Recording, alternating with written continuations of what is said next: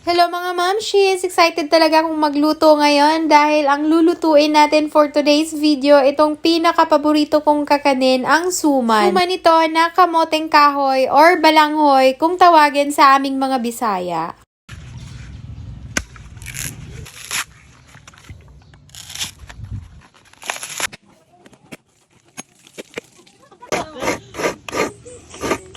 Bumili nga ako sa palengke ng mga 2 kilos na cassava or kamoting kahoy. Ginayat na itong kamoting kahoy kasi nga nung una nga bumili ako ng kamoting kahoy, ako pa ang naggayat. Nako, ang dami kong sugat mga mamshis. Kaya sabi ko, bibili na lang talaga ako yung ready-made na kamuting kahoy, kagaya nito. So, una nating gagawin ay kumuha tayo ng tela at tatanggalin lang natin ang katas nitong kamuting kahoy. Kasi nga hindi natin isasama ang katas nito sa pagluluto ng suman. Kasi ang katas nito kapag sinali mo ay papait itong ating suman. Kaya tatanggalan natin ito gamit ang malinis na tela.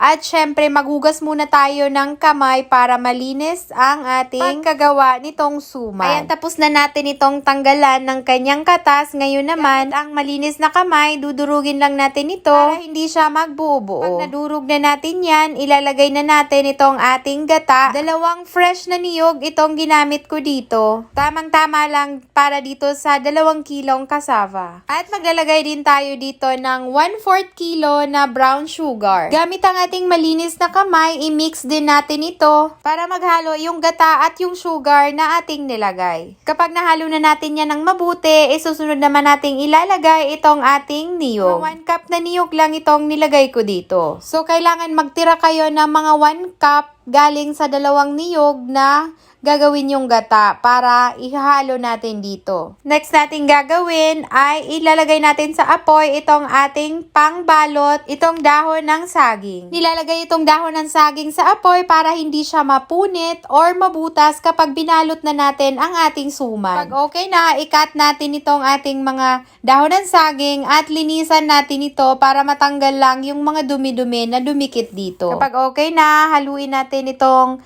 ating cassava at magbabalot na tayo. Bago yan, gagawa muna tayo nitong ating pambalot ng ating suman para hindi ito mapasukan ng tubig. Ito lang ang pagbabalot niyan. Maglagay tayo ng 2 kutsara ng cassava. Tingnan nyo na lang sa video kung paano ko siya binalot. Kung ito ay ibebenta nyo, konti lang ang ilagay nyo. Mga 1 kutsara, pwede na yon para kumita din tayo at hindi mahal ang ating pagkakabenta. Ayan, balutin lang natin yan. Siguraduhin na nakabalot talaga siya para hindi mapasukan ng tubig kapag niluto na natin ito mamaya. Para mas secure talaga ito, gagawin nating 2 itong suman tapos babalutin natin ito. Sa ganitong paraan kasi, hindi talaga siya mapapasukan ng tubig sa loob. Ayan, ganyan lang mga mamshis. Tingnan nyo na lang sa aking video kung paano ko siya binalot. Pagkatapos nga nating mabalot lahat ng suman, lalagyan natin itong ating kaldero ng dahon ng saging para hindi dumikit itong ating mga suman kapag